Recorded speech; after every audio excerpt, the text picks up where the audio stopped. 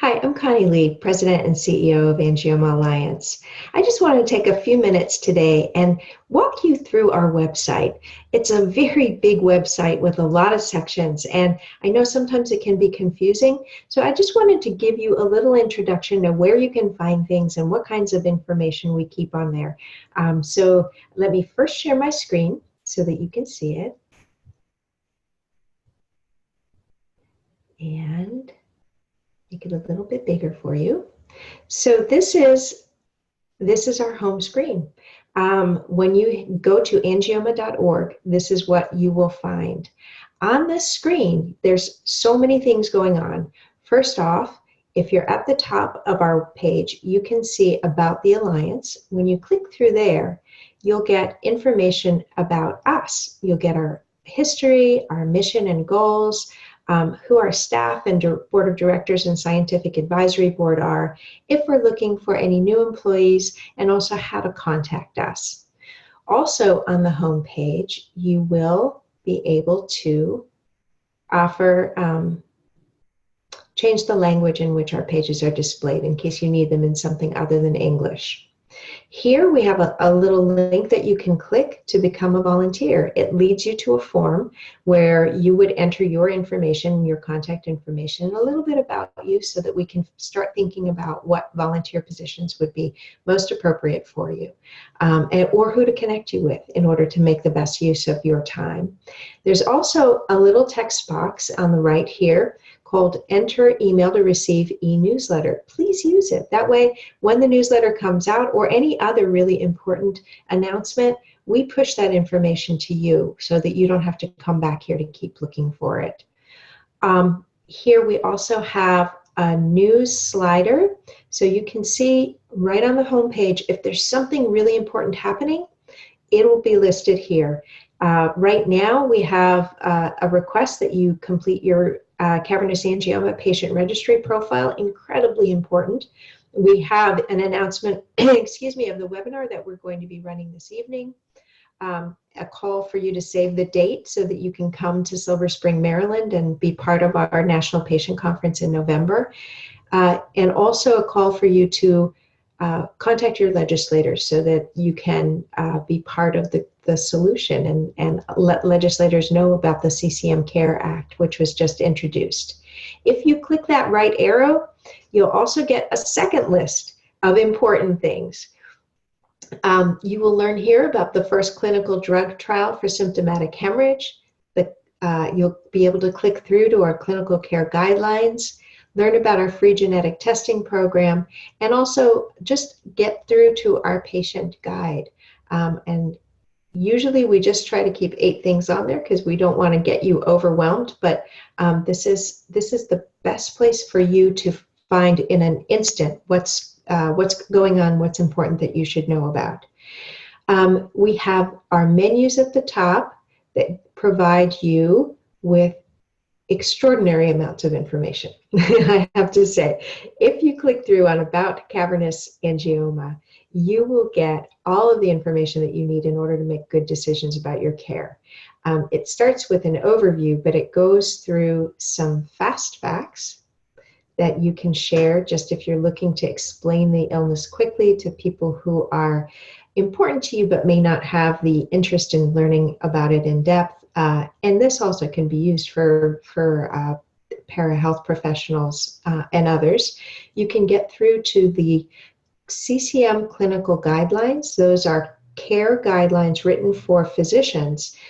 They were written by our scientific advisory board, peer-reviewed, published in the journal Neurosurgery in mid-2017, but are still very much applicable today. Print these out, bring them to your doctor's appointments. There's a section here for newly diagnosed folks or the folks who are coming to us for the first time. It introduces you to the issues that you need to consider, gives you really extensive basic information, helps you figure out how to find a doctor, questions to ask, provides a copy of our patient booklet, and then a glossary of some common medical terms that you run into with this illness that probably most of us didn't know before diagnosis. We have a section on genetics and genetic testing. It explains the genetics of the illness and some special groups, as well as helping you understand whether or not it's important for you to be tested, and if you do want to be tested, how to get testing through Angioma Alliance. A section on our patient booklets, all standalone because we have them in Spanish and Portuguese as well as in English. Information about imaging, what kinds of imaging are most appropriate and what they tell doctors. Symptoms and treatment. Some of this is specific to where the lesion is located in your brain. So we have brainstem, we have epilepsy, which is typically temporal lobe lesions. We have treatments, information about things like radiosurgery. And then we have a separate treatment section just for surgery because so many of our members wind up going through surgery. We have a section on rehabilitation, the different kinds, some information about brain health, cognitive rehabilitation and vocational rehabilitation, some pregnancy and pediatric information because our kids that have the illness have some different experiences. There's a lot of information here about having communicating information with schools and how to make that experience easier for your child. And finally here, there are some resources, just links to other organizations and resources that can help.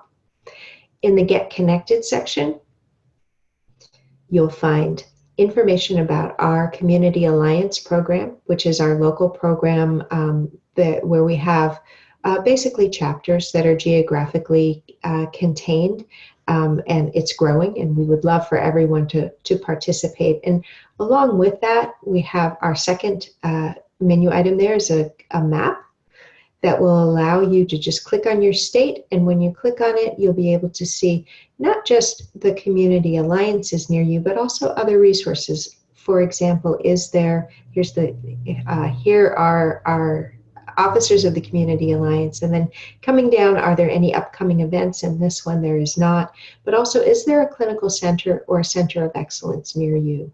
That is listed at the bottom of this page. And if you're looking specifically for centers of excellence, you can find them here on our Center of Excellence page. They are listed as clickable links. When you click through, you'll find the contact information. You'll find Airbnb information if you find that housing near the Center of Excellence is too expensive. And you'll find information about the faculty at each institution. We have clicked over to a different menu here. Here we go, we're back. Here you can also find our newsletters and archive of them. CEO's Corner is a section where I just share some of the news that's been happening in the organization that might not make the headlines, but has been important perhaps behind the scenes. We do have a separate community forum that is not Facebook, where members can talk to each other. The community forum is an anonymous platform. You come up with a username, nobody ever knows who you are unless you share that. It's a wonderful way to get introduced to others without having necessarily to reveal who it is that you are.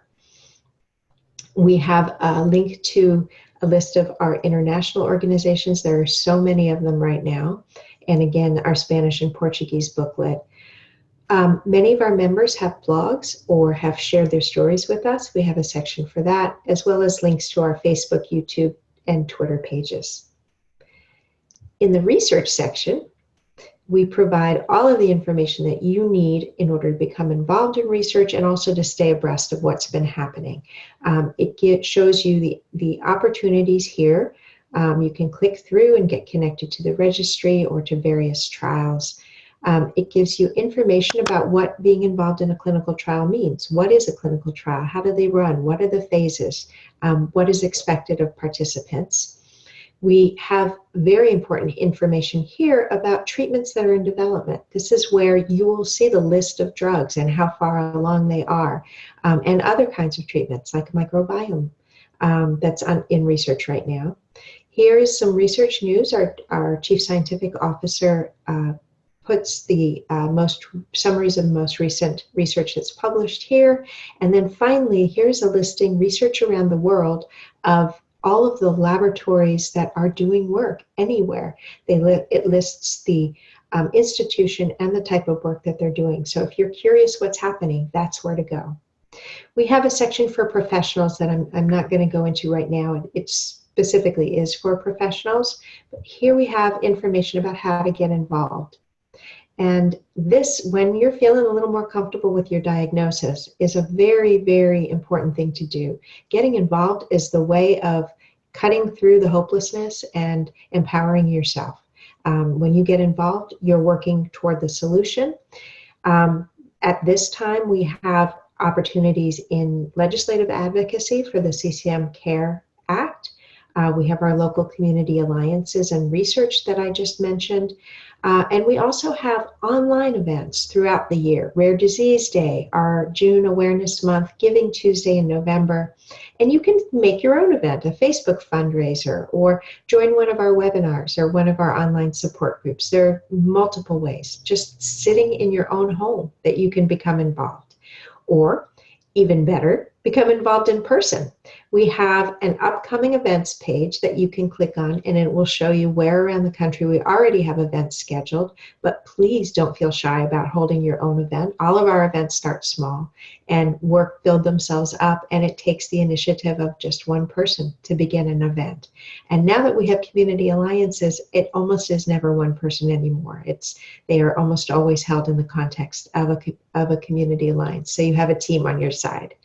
We also have family conferences. This year, our national conference will be held in Silver Spring, Maryland in November.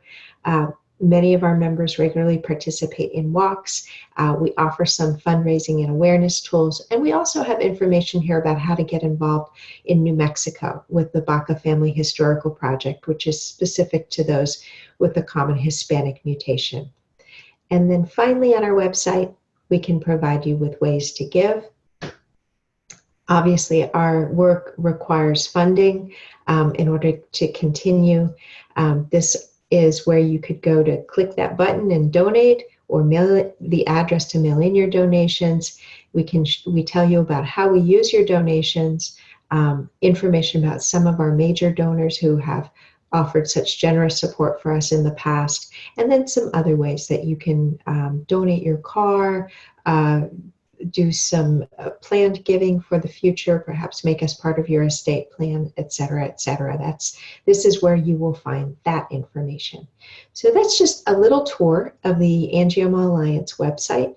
I want to leave you just with a call to visit the website, but click through to the Cavernous Angioma Patient Registry and make sure, if you are a patient, you'll see it here, that you create an account and provide the information that you have for your experience of the illness. We need that information. We need to know who you are so that we can increase our understanding of the illness, and also let you know if there's ever any clinical research that would be appropriate for you to participate in. So thanks very much for this, enjoying this, being part of this short tour. And I look forward to answering any questions. You can send questions to info@angioma.org. Thanks.